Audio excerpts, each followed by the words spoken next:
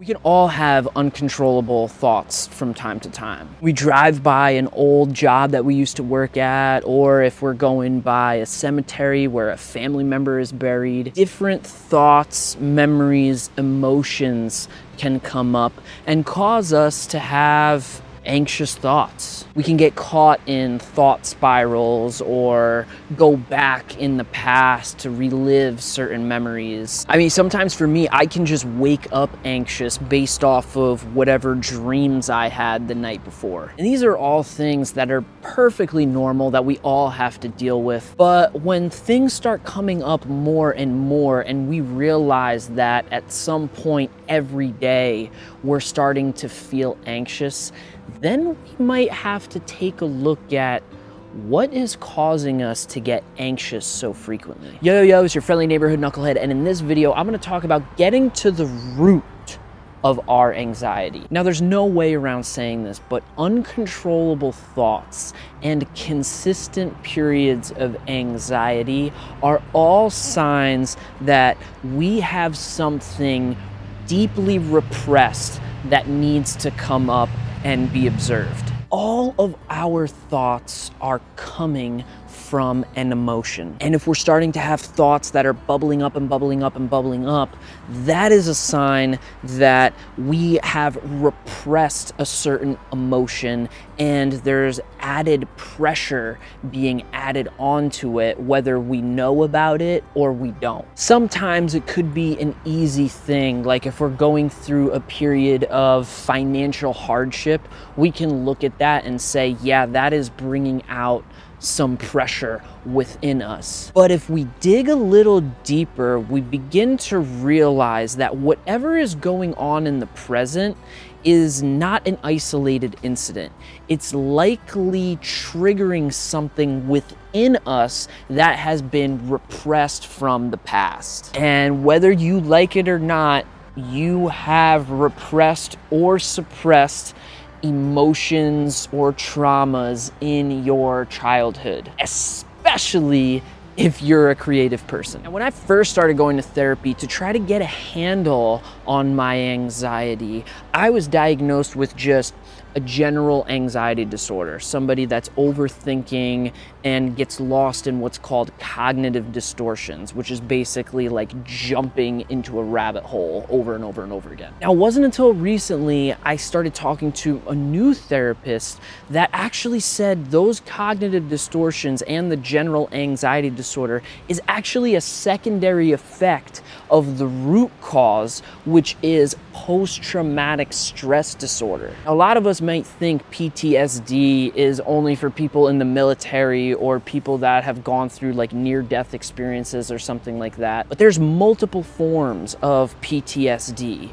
that can come up within us. It doesn't have to be such a huge isolated event. It can actually be something that exists over time, like growing up in a chaotic environment, like growing up with parents that are totally dysfunctional. Again, something us creatives probably all went through in one form or another. Now, as creatives, we've probably all gotten used to creating from the anxiety, from the anxious thoughts, trying to use it in a positive way that can keep us productive. But that does not mean that we have to live it. It doesn't mean that we have to live with that anxiety. It doesn't have to be the driving force in our life. We can actually learn how to manage it by getting to the root. So how do we do that? How do we figure out how to get to the root of our anxiety? Well, the answer is simple, but the process is not. To really overcome our anxiety and get to the root of our pressured, uncontrollable thoughts, we have to look at what the emotion is that these thoughts are coming from.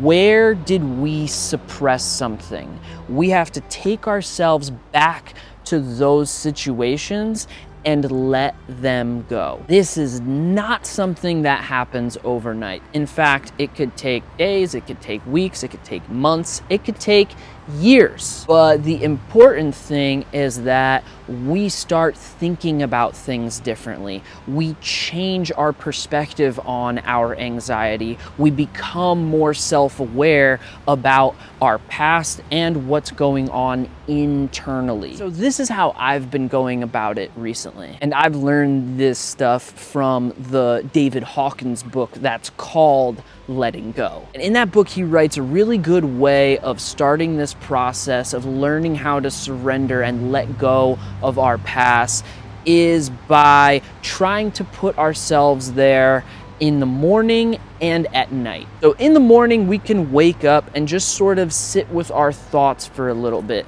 Think about if there's anything negative coming up for us. And if there are negative thoughts or feelings, emotions, things like that, think about them, isolate that feeling, and tell yourself it's okay. Let it go. And then at night, we do a similar thing where we actually reflect on the day we just had. Before we go to bed, we reflect on everything that came up throughout the course of the day and think about, did anything come up that I didn't deal with in the moment? Did anything come up that I unconsciously repressed? And start to think about where those anxious moments were throughout the course of the day. David Hawkins calls this cleaning up at the end of the day. And this is what I've been doing morning and night for the past few days. And I realized that I've been going about my day totally clear. Much clearer than I was before I started doing this. And I'm able to even recognize throughout the course of the day moments that come up and I start feeling negative thoughts, start feeling uncontrollable anxiety. And it comes from a place of a negative emotion, and I think, what is that negative emotion? A lot of the times it's fear. Some of the time it's guilt, but a lot of the times it's fear. What I recognize with fear is telling myself again, it's okay. It's okay if that thing happens that we fear. It's okay. And throughout the course of the day, I've just been telling myself more and more that things are okay, it's okay, and I can let it go. Think about those times that make you the most anxious throughout the course of your day. Maybe you know how it's gonna come up, maybe you don't know when these things come up. But when it does come up, try to isolate one of those thoughts. Think about what the emotion is behind it and tell yourself, it's okay. Let it go. And if it's a memory of the past, like a lot of us anxious people will have moments of social awkwardness or even maybe fights with one of your ex-partners. Just go back into that moment. What is that emotion? Frustration, anger, guilt, embarrassment.